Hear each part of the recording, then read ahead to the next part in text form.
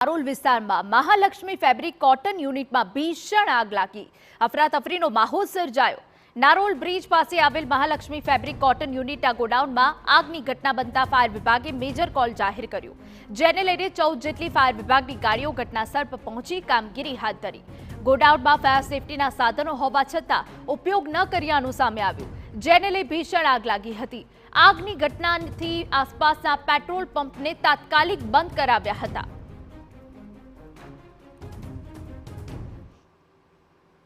નારોલની મહાલક્ષ્મી ફેબ્રિક્સમાં આગની ઘટના બની છે અને અત્યારે તમે જોઈ રહ્યા છો કે ફાયરના જે જવાનો છે, જે અધિકારીઓ છે, અત્યારે આગ ઓલવવાની કામગીરીમાં લાગ્યા છે. હજુ પણ આપણને ફ્લેમ્સ જે છે એ ઉપરના જે ફ્લોર છે ત્યાં દેખાઈ રહી છે. જે ધુમાડો છે અને આગ છે એને કંટ્રોલ કરવાનો પ્રયાસ છે ચાલી રહ્યો છે.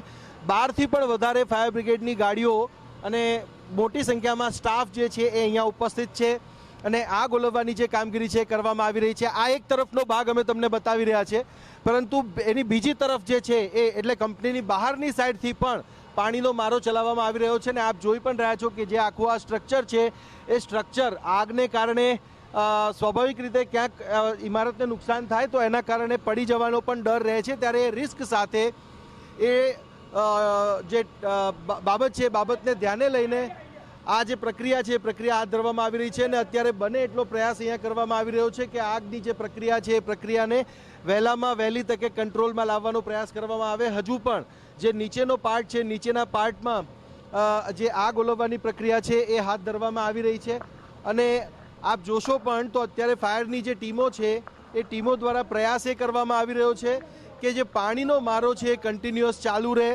અને આગ જે છે એ કંટ્રોલમાં રહે. અને આ જે સ્ટ્રક્ચર છે, સ્ટ્રક્ચર પણ તમે જોઈ રહ્યા છો કે કઈ રીતે સંપૂર્ણ જે ફાયર છે એને કંટ્રોલમાં લાવી શકાય.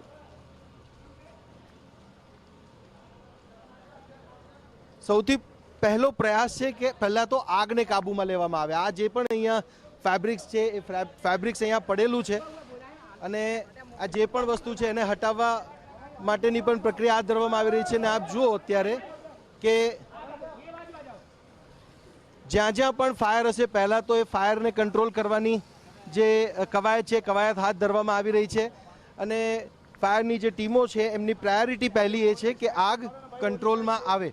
અને બીજી તરફ મેં કહ્યું એ પ્રમાણે કે ફાયરની જે ટીમો છે એમના દ્વારા આ તરફ પણ તમે જુઓ તો આખું જે સ્ટ્રક્ચર છે કે જે મટીરિયલ અહીંયા પડેલું પણ છે, ત્યારે અહીંયા આ આગ અને આ સ્થળ તમે જોઈ શકો છો કે અહીંયા કઈ હદે આગ પ્રસરી હશે અને કઈ હદે આગનું સ્વરૂપ અહીંયા જોવા મળી શક્યું હશે.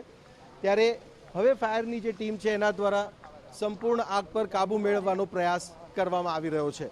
કેમેરામેન તોસીફ મલિક સાથે સચિન પાટીલ, TV9 અમદાવાદ. ફાયર વિભાગની અલગ અલગ ટીમોએ ભારે જહેમત બાદ પાણીનો મારો ચલાવી આગ પર કાબુ મેળવ્યો. આગની ઘટનામાં કંપનીમાં બેડશીટ્સ બનાવવામાં આવતા 15 લાખ મીટર મટીરિયલ ફેબ્રિક્સ બળીને ખાખ થઈ ગયું છે. નારોલ ખાતે આવેલા મહાલક્ષ્મી ફેબ્રિક્સમાં ગોડાઉનની અંદર આગ છે, જે સંદર્ભે નજીકના ફાયર સ્ટેશનોથી ફર્સ્ટ રિસ્પોન્સ વ્હીકલો ઘટના સ્થળ પર આવ્યા હતા.